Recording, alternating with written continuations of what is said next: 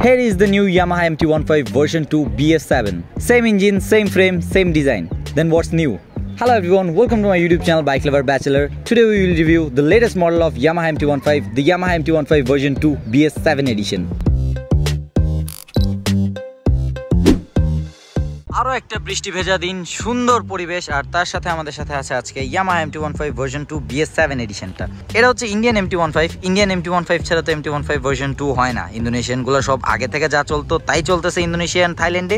ইন্ডিয়ানটাতেই শুধুমাত্র নতুন কিছু চেঞ্জ আসছে। MT-15 ভার্সন 2 তে আপনারা দেখেছিলেন সামনে USD সাসপেনশন অ্যাড করা হয়েছে, পেছনের সুইং আর্মটা চেঞ্জ করা হয়েছে, ওয়াই কানেক্ট ফিচার অ্যাড করা হয়েছিল, নতুন কিছু কালার স্কিম আনা হয়েছিল, বাস এই পর্যন্তই। MT-15 ভার্সন 2 তে সবারই দাবি ছিল যাতে ডুয়াল চ্যানেল ABS দেওয়া হয়, কারণ যেহেতু প্রাইস আগের থেকে বেশি দিতেছে। ইন্ডিয়ান R15 এ ডুয়াল চ্যানেল ABS দেওয়া হয়, এখন তো ইন্দোনেশিয়ান R15 গুলোতেও ডুয়াল চ্যানেল ABS দেওয়া হয়, তো MT তে তো ডুয়াল চ্যানেল ABS দেওয়া যায়। তো আপনাদের সবার কথাবার্তা শুনে MT-15 ভার্সন 2 BS7 এ পেছনে অ্যাড করা হয়েছে ABS এন্ড তার সাথে ট্র্যাকশন কন্ট্রোল অ্যাড করা হয়েছে, যেটা ইন্ডিয়ান ডুয়াল চ্যানেল ABS প্রায় সব ইয়ামাহা বাইকে এখন দিচ্ছে। ইভেন যেগুলোতে ডুয়াল চ্যানেল ABS নাই ওগুলোতেও দিচ্ছে, যেমন ধরেন FZX এ দিচ্ছে, FZSFI ভার্সন 4 এ দিচ্ছে। তো এটাতে কিভাবে বাদ দিবে? এখন টোটাল চেঞ্জেস এর কথা যদি বলি তাহলে পিছনে ABS অ্যাড হয়েছে, ট্র্যাকশন কন্ট্রোল অ্যাড হয়েছে এবং তার পাশাপাশি ইন্ডিকেটরস গুলো চেঞ্জ হয়েছে। ইউটিউবে মেবি BS7 এর উপরে ডিটেইলড কোনো ভিডিও নাই, তো এটাই মেবি আপনারা প্রথম দেখতেছেন। এটা হচ্ছে একটা আনঅফিশিয়াল বাইক, অফিশিয়ালি এখনো বাইকটা বাংলাদেশের মার্কেটে ঢুকে নেই। অফিশিয়ালি যেগুলো চলে MT-15 ভার্সন 2 ওগুলো এখন হচ্ছে BS6। তো BS6 এবং BS7 এর মধ্যে ডিফারেন্স আপনাদেরকে আগেই বলছি। এখন চলুন আপনাদেরকে বলি এই বাইকটার প্রাইসের ব্যাপারে। আনঅফিশিয়াল মার্কেটে এই বাইকটার প্রাইস চলতেছে 5,40,000 থেকে 5,60,000 টাকার ভিতরে। আপনারা শুধুমাত্র মনে করেন অফিশিয়ালরাই হয়তো গলাকাটা দাম রাখে, বাট না, আনঅফিশিয়াল বাইকের গেমের ব্যাপারে আপনারা জানেনই না। এই বাইকটা এখনো বাংলাদেশে অফিশিয়ালি ঢুকে নেই, এই জন্য আনঅফিশিয়াল যারা আনছে ফার্স্টের দিকে খুবই লাভ রেখা বিক্রি করতেছে। অফিশিয়াল MT-15 ভার্সন 2 BS6 যেটা, ওইটা এখন আপনার কিনতে গেলে লাগবে 5,25,000 টাকা। এটা কিনতে গেলে আপনার তার থেকে 15 থেকে 25,000 টাকা বাড়ায় দিতে হবে, জাস্ট বিকজ অফ এটাতে পিছনে ABS আছে এন্ড তার সাথে ট্র্যাকশন কন্ট্রোল আছে। অফিশিয়ালি যখন এই বাইকটা চলে আসবে তখন অফিশিয়াল বাইকের প্রাইস কিছুটা বেড়ে যাবে, 5,25,000 থেকে কিছুটা বেড়ে যাবে। BS6 এর থেকে BS7 এর দাম অবশ্যই কিছু তো বেশি হবেই।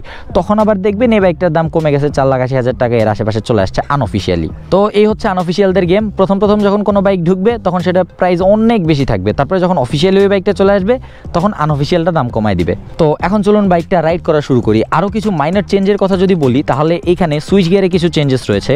রাইট সাইডের যে সুইচ গিয়ার এইটাতে কিছু চেঞ্জ রয়েছে। এছাড়াও ফিট অ্যান্ড ফিনিশ যতটুকু দেখতেছি আমার কাছে আগেকার BS6 এবং ভার্সন 1 যেগুলো ছিল ওগুলোর থেকে বেটার লাগতেছে। এই হচ্ছে চাবি এখানে MT-15 এ যেখানে থাকে। স্পিডোমিটারটা আগের মতো সেম আছে, একদম ভার্সন 1 থেকে যেটা চলতেছে ওইটাই। এরপরে যদি সিট হাইটের কথা বলি, ইন্ডিয়ানটার সিট হাইট ইন্দোনেশিয়ানটার থেকে হালকা একটু কম। বাই দ্য ওয়ে, আমার চ্যানেলে MT-15 Indonesian, MT-15 Indian version 1 version 2 সবগুলোই রিভিউ দেওয়া আছে, তো আপনারা ওগুলো দেখতে চাইলে ওগুলোও দেখতে পারেন। এই ভিডিওটা স্পেশালি BS7 নিয়ে। তো চলুন একটু রাইড করি অ্যান্ড দেখি কি ডিফারেন্স ফিল হয়। তো এই বাইকটা রাইড করতে গেলে প্রথমেই আপনারা যে জিনিসটা ফিল করবেন ওটা হচ্ছে স্মুথনেস। এই বাইকের স্মুথনেস আগের MT-15 ভার্সন 2 থেকেও বেশি। ফার্স্টে যখন আমি MT-15 ভার্সন 2টা চালাই ওইবারও আমি এই কথাটাই প্রথমে বলেছিলাম যে আগেকার মডেল থেকে এটা বেশি স্মুথ। এরকম প্রত্যেকবার BS লেভেল যখন একটা করে বাড়বে, ইন্ডিয়ান এমিশন স্ট্যান্ডার্ড লেভেল, এটা যখন প্রত্যেকবার বাড়বে তখন প্রত্যেকবারই আপনার বাইকের স্মুথনেস একটু করে বাড়বে। সুন্দর একটা ওয়াটার ক্রসিং। তো এই বাইকটা নতুন বিষয়গুলো নিয়ে আলোচনা করি। প্রথমত হচ্ছে dual channel ABS। Dual channel ABS খুবই কাজের একটা জিনিস। আপনি যখন 5 লাখ টাকার উপরে পে করতেছেন তখন সিঙ্গেল চ্যানেল ABS ওয়ালা বাইক কিনতেছেন, এইটা একটু কেমন জানি হয়ে যায়। তো আপনার কাছে যদি অপশন থাকে ডুয়াল চ্যানেল ABS নেওয়ার, তাহলে অবশ্যই ডুয়াল চ্যানেল ABS ওয়ালা বাইকটা নেওয়াই বেটার। এর পাশাপাশি ট্র্যাকশন কন্ট্রোলের সুবিধা আপনি বুঝতে পারবেন কোন জায়গায় জানেন? এই যে এরকম ভেজা রাস্তায়, কাদাওয়ালা জায়গায়, উপর থেকে নিচের দিকে নামতেছেন এরকম স্লোপে, মানে ধরেন 3 দূর রাস্তায়, এইসব জায়গায় আপনি ট্র্যাকশন কন্ট্রোলের সুবিধাটা বুঝতে পারবেন। নর্মাল ভালো রাস্তায় 150 সিসি একটা বাইকে আপনার ট্র্যাকশন কন্ট্রোলের তেমন দরকার পড়বে না, বাট যেহেতু আছে এটাকেও আমরা একটা গুড সাইড হিসেবেই ধরলাম। এই দুইটাই হচ্ছে মেজর চেঞ্জ। এর পাশাপাশি মাইনর চেঞ্জের মধ্যে ইন্ডিকেটরগুলো চেঞ্জ। এই LED ইন্ডিকেটরগুলো দেখতে আসলেই আগের থেকে বেটার লাগে। মানে এরকম প্রিমিয়াম একটা বাইকে এরকম প্রিমিয়াম ইন্ডিকেটর থাকবে এটাই স্বাভাবিক। আগের যে ইন্ডিয়ান ইন্ডিকেটরগুলো ছিল ওগুলো দেখতে খুবই বিচ্ছিরি লাগে আমার কাছে। মানে MT-15 R15 এর সাথে ওই টাইপের ইন্ডিকেটরগুলো যায় না। এরপরে এখানে যে সুইচটা, এটাও আগের থেকে দেখতে বেটার লাগতেছে, আরও একটু প্রিমিয়াম লাগতেছে। বাট MT-15 এর এই উল্টাপুল্টা সুইচের লজিকটা আমি এখনো বুঝি না। কেন হর্নের সুইচটা উপরে আর ইন্ডিকেটরের সুইচটা নিচে দিতে হবে, এই জিনিসটা আমার এখনো বুঝে আসে না। এই বাইকটাতে যদি কমতির কথা বলি, যে ইয়ামাহা একটা জিনিস দিতে পারতো যেটা দেয় নাই, সেটা হচ্ছে কুইক শিফটার। R15M মডেলগুলোর মতো এটাতেও কুইক শিফটার দেওয়া যেত, বাট ইয়ামাহা এটাতে কুইক শিফটার অ্যাড করে নাই। সমস্যা নাই, ইয়ামাহা 2-3 দিন পর আপডেট করতেই থাকে। যেমন এটাতে এখন ডুয়াল চ্যানেল ABS আর ট্র্যাকশন কন্ট্রোল দিছে, সামনে কখনো আবার কুইক শিফটারও দিতে পারে। আর এর পাশাপাশি আরেকটা জিনিস ইয়ামাহার ব্যাপারে বলতে হয় যে আগের যে বাইকগুলো ছিল MT-15 version 1, R15 version 3 Indian মডেলটা, এই বাইকগুলোর থেকে এখনকার যে বাইকগুলো এগুলোর কোয়ালিটি অনেকটাই বেটার করেছে। মোটামুটি আপনারা বলতে পারেন ইন্ডিয়ান বাইকগুলোর কোয়ালিটিও এখন ইন্দোনেশিয়ান বাইকগুলোর মতোই। সো এটা একটা ভালো দিক যে ইন্ডিয়ান বাইকগুলোতে ফিচার্স বেশি পাওয়া যায়, ইন্ডিয়ান বাইকগুলো একটু কম প্রাইসে পাওয়া যায়, এবং তার সাথে এখন ইন্ডিয়ান বাইকে ইন্দোনেশিয়ান বাইকের মতো কোয়ালিটিও দিচ্ছে। MT-15 নিয়ে বিস্তারিত আপনারা আগের ভিডিও যারা দেখছেন সবাই জানেন, বাট তারপরেও এই বাইকটার কিছু প্রোজ অ্যান্ড কনসের ব্যাপারে আপনাদেরকে বলি।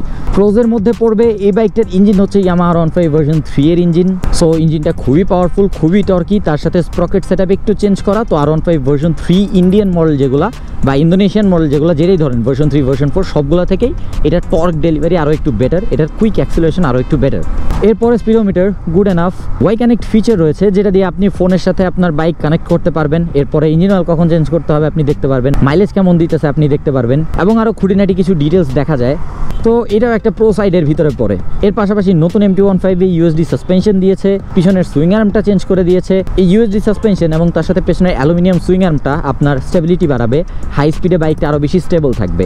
রিয়ার ভিউ মিররগুলো থেকেও পেছনের ভিউ খুব সুন্দর পাওয়া যায়। বাংলাদেশে ইয়ামাহার পার্টস অ্যাভেলেবিলিটি খুবই ভালো, ইজিলি সার্ভিস করানো যায়, সার্ভিস কস্ট খুব বেশি একটা আসে না, এবং পার্টস খুব কম প্রাইসে পাওয়া যায়। এখন যদি বাইকের ব্যাড সাইড বা নেগেটিভ সাইডের দিকে যাই তাহলে প্রথমেই পিলিয়ন সিটটা ছোট। এখন একটা নেকেড স্পোর্টস বাইক কখনোই পিলিয়ন নিয়ে ঘোরার জন্য না, বাট তারপরও বাংলাদেশের প্রেক্ষাপট যদি আপনি চিন্তা করেন পিছনে পিলিয়ন কেউ না কেউ তো অলওয়েজ থাকেই, সেটা হোক আপনার ফ্রেন্ড, সেটা হোক আপনার ফ্যামিলির কেউ, সেটা হোক আপনার গার্লফ্রেন্ড, সেটা হোক আপনার বউ, তো পিছনে কেউ না কেউ তো থাকেই। আমি চিকনা চাকনা মানুষ, আমার মতো দুইজন এই বাইকে আরামসে বসতে পারে, বাট এখানে যদি 80-90 কেজির বা ধরেন 100 কেজির কাছাকাছি দুইজন হয়ে যায় তাহলে বসতে একটু অসুবিধা হবে, জায়গা একটু কম পড়বে। নেগেটিভ সাইডের মধ্যে আর একটা মাত্র বিষয় হচ্ছে এই বাইকের প্রাইস। এই বাইকের প্রাইস এখন যদি আপনারা বাংলাদেশে আনঅফিসিয়ালি কিনতে যান তাহলে 5,40,000 থেকে 60,000-এর ভিতরে পড়বে। এখন এই যে আপনি অফিসিয়াল বাইকের থেকে বাড়ায় দিলেন, বাড়ায় দিয়ে আপনি কি কি পাইলেন? ডুয়াল চ্যানেল ABS পাইলেন, ট্র্যাকশন কন্ট্রোল পাইলেন, বাট পাইলেন না কি কি ওগুলো আপনাদেরকে হিসাব করাই। আপনি অফিসিয়াল সার্ভিস পাইলেন না। হ্যাঁ, অফিসিয়াল সার্ভিস তেমন আহামরি কিছু না, বাট ফ্রি পাইলে যেটা পাবেন ওইটাই ভালো। এর পাশাপাশি আপনি ওয়ারেন্টি পাইলেন না। আনঅফিসিয়ালি কেনার পরে যদি কোনো সমস্যা হয় তাহলে যাদের কাছে কিনছেন আপনি তাদের কাছে যে ক্লেম করতে পারবেন না যে আমাকে এটা চেঞ্জ করে দেন, ওইটা চেঞ্জ করে দেন। ম্যাক্সিমাম 90% আনঅফিসিয়াল শপ না করে দিবে যে আমরা এটা দিতে পারবো না, বাইক আমরা ইম্পোর্ট করি নাই, বাইক অমুকে ইম্পোর্ট করছে, আমরা শুধুমাত্র সেল করছি, তো আমরা এটা দিতে পারবো না, ওদের সাথে যোগাযোগ করতে হবে, এই করতে হবে, সেই করতে হবে। না কিছু, ওটা অফিসিয়াল বাইক কিনলে এরকম প্যারা নাই। আমি মানুষজনকে আনঅফিসিয়াল বাইক সাজেস্ট করি কখন জানেন? যখন দেখা যায় অফিসিয়াল বাইকের থেকে আনঅফিসিয়াল বাইকের প্রাইস কম, তাও সেটা জেনারেশনও কম না, মিনিমাম 50,000 টাকা কমে পাচ্ছেন আপনি, তখন আপনি অফিসিয়াল রেখে আনঅফিসিয়াল নিতেই পারেন। কারণ তখন আপনার ওয়ারেন্টির দরকার নাই, কারণ ওয়ারেন্টি দিবে এরকম যে সমস্যাগুলো এগুলো যে আপনার বাইকে হবেই এরকম কোনো গ্যারান্টি নাই, নাও হইতে পারে। আপনি 50,000 টাকা কমে বাইক কিনছেন মানে আপনি জিতে আছেন। কিন্তু আনঅফিসিয়াল বাইকটা যদি আপনার অফিসিয়াল বাইকের থেকে বেশি প্রাইসে কেনা লাগে তাহলে সেই ক্ষেত্রে চিন্তার বিষয় হচ্ছে আপনি তখন আর জিতা নাই। তার উপরে আরও একটা ড্রব্যাক হচ্ছে এই বাইকটা এখনও পর্যন্ত বাংলাদেশে অফিসিয়ালি ঢুকে নাই, এই জন্য এই বাইকটার প্রাইস বেশি। অফিসিয়াল ইয়ামাহা বাংলাদেশে এই বাইক আনবে যে এটা আপনারা শিওর থাকেন, কারণ R15 অলরেডি BS7 ঢুকে গেছে, তো MT-15ও BS7 ঢুকবে। এখন তারপরে যেটা হবে অফিসিয়াল প্রাইস হবে এরকম 550 বা 540 এর আশেপাশে, কারণ আগেকার 525 থেকে অবশ্যই বাড়বে। তো এই প্রাইস যখন আসবে তখন আবার আনঅফিসিয়াল প্রাইসটা কমে যাবে, তখন আনঅফিসিয়াল প্রাইস চলে আসবে 4,80,000 বা 4,70,000 বা ধরেন 5 লাখ অ্যাভারেজ, 5 লাখ ব্যালেন্স করে এরকম কিছু একটা চলে আসবে। তো এরকম যখন হবে তখন আপনি যদি বাইকটা সেল করে দেন তাহলে আপনি সেল করে যে টাকা পাইতেন ওই টাকার অ্যামাউন্টটা কিন্তু হুট করে কমে গেল। যারা বাইক কেনা বেচা করেন তারা জানেন যে আনঅফিসিয়ালের থেকে অফিসিয়াল বাইক আপনি নতুন কিনতে গেলেও প্রাইস বেশি লাগে, আপনি সেকেন্ড হ্যান্ড সেল করতে গেলেও কিছুটা বেশি টাকায় সেল করা যায়। পরে যখন এই বাইকের আনঅফিসিয়াল প্রাইস ড্রপ করবে তখন দেখা যাবে যে আপনি সেল করতে গেলে আপনার ওই প্রাইসটাও ড্রপ করবে। তো এই হচ্ছে আনঅফিসিয়াল বাইকের গেম। অ্যান্ড এই ভিডিওতে আমি আপনাদেরকে গ্যারান্টি দিয়ে বলে দিচ্ছি যে এই বাইকের আনঅফিসিয়াল প্রাইস ড্রপ করবে। অফিসিয়ালি MT-15 ভার্সন 2 BS7টা ঢুকলেই এই বাইকের প্রাইস ড্রপ করবে, 5 লাখ টাকার কাছাকাছি চলে আসবে এবং তার নিচেও যাইতে পারে। কারণ ইন্ডিয়ান মার্কেটে প্রাইস তেমন একটা বাড়ে নাই, বাট বাংলাদেশে 40-50 হাজার টাকা বেড়ে গেছে। তো বাইকটার ব্যাপারে ডিটেল যতটুকু জানানোর আশা করি আপনাদেরকে জানাইতে পারছি। এর পাশাপাশি যদি আরও কিছু জানা বাকি থাকে তাহলে MT-15 ভার্সন 2 এর রিভিউটা দেখতে পারেন, MT-15 ইন্দোনেশিয়ান ইন্ডিয়ান এগুলো রিভিউ দেখতে পারেন, আপনারা বিস্তারিত জেনে যাবেন। কারণ ডিফারেন্স শুধুমাত্র হচ্ছে আপনার পিছনে ABS এবং ট্র্যাকশন কন্ট্রোলে। সো আজকের ভিডিওটা আশা করি এখানে শেষ করা যায়। That's it for today. Thanks for watching. See you next one. Till then, stay subscribed. Wear helmet, ride safe, and keep watching. Bike Lover Bachelor. Thank you.